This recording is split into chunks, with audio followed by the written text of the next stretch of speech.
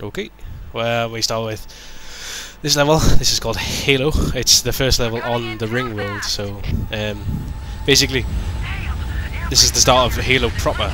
You're off the spaceship, you're onto the free roaming, very slightly linear start of the game.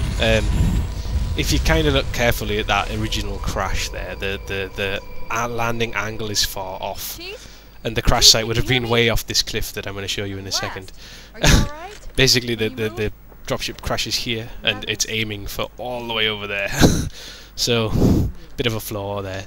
So basically, once you come off the ship, just grab all the supplies here, pick up like all the frags and everything, and then you need to head over to this bridge over here, which is what most people do straight away.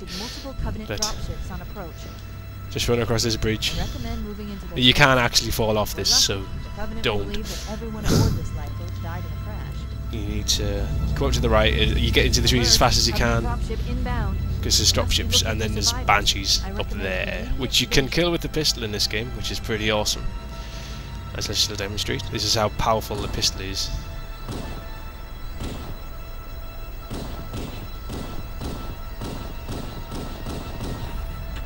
As you can see there, it's smoking.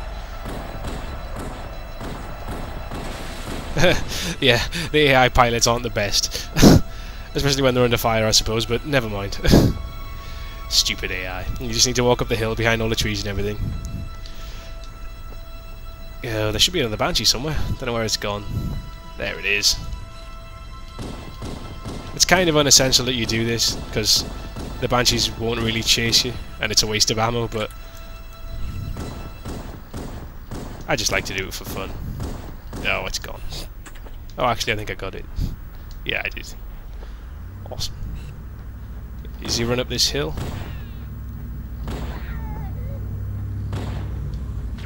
you'll find the Covenant, basically. So as I was saying before, that the pistol's a more than valid sniping tool. As you just saw when I took out those grunts. And I wasn't the best, but, you know. Even without the scope, it's, oh, I can't remember what the term is, but it's where basically the weapon, you fire it and it'll hit its target instantly. So, it's like the battle rifle in Halo 2. Whereas like when they made Halo 3 and everything, they give it a bit of a delay, so that when you shot something, it would travel through the air real time, whereas in this game it's instantaneous. And that's one of the features you have to watch out for back there, was when I jumped off that cliff, I'd hit the floor rather hard and it stopped me moving. Which, it's a little feature in this game. It's like, instead of fall damage, because if you fall too far in this game you'll basically die. But what they did to stop that in this one, in this version, Halo 1, was to just stop you from moving for a while. So it was sort of like as if you were receiving damage, but not really. But if you fall from too high, you will just die on the way down. You'll reach a certain time limit and just die. So if you come up on top of here, there's supplies for whatever weapons you picked up along the way. But I'd advise picking up a plasma pistol for this next part of the game. Good to see you, sir. I thought we were the only ones who made it off the Pillar of Autumn. Two weapons that you want are the pistol and the plasma pistol, really. This is one of the great bits about this game, is the interaction with the Marines and the AI comments and everything. These games have an insane amount of random lines and things like that that the AI characters say. And so basically what you want to do, as soon as you come in from over there, you need to come across this building and come and camp out over here in this crash crater for when this dropship comes down. Because basically what this part of the game is you're defending these Marines up here, and you have to fight off waves and waves of the Covenant. Basically you can the ships drop into the ground, which is a bit of a flaw in the graphics engine, but these new enemies here are called Jackals. They're very annoying. They carry these stupid portable shields that you can't shoot through, so what you have to do is shoot them. There should be a tiny gap in their shields, and you need to shoot through those shields and hit them in the arm, and it makes them move their shields, and then you can get a headshot in. It takes practice, but you'll get used to it eventually. In Halo 2, games like after this one, they start bringing in Jackal snipers, which are just jackals who camp on high buildings with sniper rifles. Which sounds bad. It sounds pretty simple to take care of, but on Legendary they're like a one hit kill. So, and they just never miss. So they become a massive pain in the arse. This is one problem, is just waiting for the ships to come down.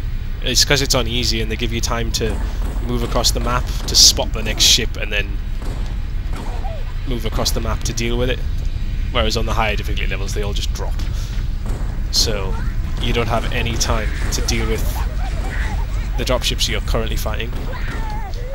Which has a bit of challenge, but on easy it's a bit of a pain. So once you've dealt with this second one over here, you need to go over behind the building, back where you fought the first dropship when you first came into the valley. Because what the Covenant try and do is flank us, as one of the Marines will say in a second. Quite sad, but I know what most of the Marines say throughout this game. So basically there'll be another dropship comes over here. Yeah, there, see. And this one drops pretty fast, so if you can get over here as fast as possible, kill the enemies over there. Usually, because of the jackals and things, you don't have enough time to get over here before this one's dropped. So, but this time I was pretty fast, to be honest. So that worked out pretty well. Oh, come on. I know I think this game is like the best game ever, but it can be a bit irritating. But sign of the times, I suppose. Oh no! I could have sworn that elite fell through the floor there. Oh well. Limitations of graphics. I guess we can put it down to. That was quite funny. I've never had that happen before. Alright, and then that one's done. You want to be careful on higher difficulty levels because those spirits, which are the dropships, shoot you like they just did there. But on Legendary, those guns take your shields down really fast. It's like being hit by a grenade. It really is. So it's like, it's very fast. And basically, what you want to do now is run back to where you were before. Past this crash site, back to where the second one, I guess, landed. Like I was saying before, you really don't have time to get between them. Especially if you get distracted by elites falling through floor. This is why I told you to bring a plasma pistol, is because plasma pistol rounds overcharged. Oh, for fuck's sake. As I'm not demonstrating very well. Take out elite shields and jackal portable shields. So you can, rather than shooting a jackal in the arm to make it drop its shield, you can just shoot the jackal. Shoot the jackal in a shield with a plasma pistol. And it'll take its shield down, rather than you having to be super duper precise.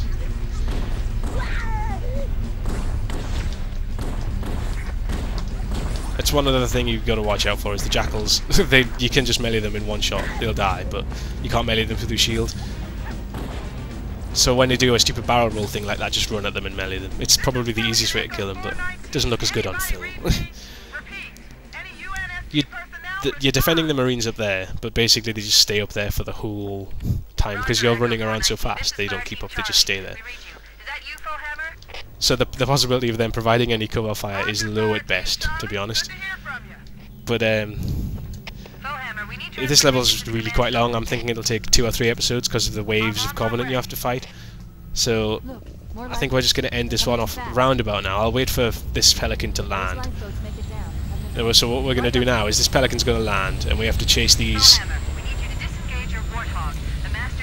dropships here, which again are falling at a dodgy angle, to be honest. They wouldn't really be falling where they're going to end up, but, you know. It's a bit nitpicky, that. But what we need to do is getting this Warthog here, which is the first time we've ever seen a vehicle. I guess I should introduce it. Basically, this is a Warthog. It's the human version of like an all-terrain vehicle. It has a machine gun on the back with a Marine, and then you've got a passenger seat for one more Marine who I'd advise giving a sniper rifle to, or a rocket launcher, something heavy. Not that you can on this game, but on Halo 2 and 3 you can swap weapons with the Marines, and then you can just give them a good weapon. So what I'd advise doing here is just waiting for another Marine. Just somebody who can come and get on this passenger seat. Yeah, be careful, because just even touching a Marine in the Warthog will kill them, so if you're driving around, just be careful. And I think we're going to end it there. We're going to continue on from this point in the next episode, where we've got to take the Warthog and explore and rescue all those Marines. So enjoy, and see you next time.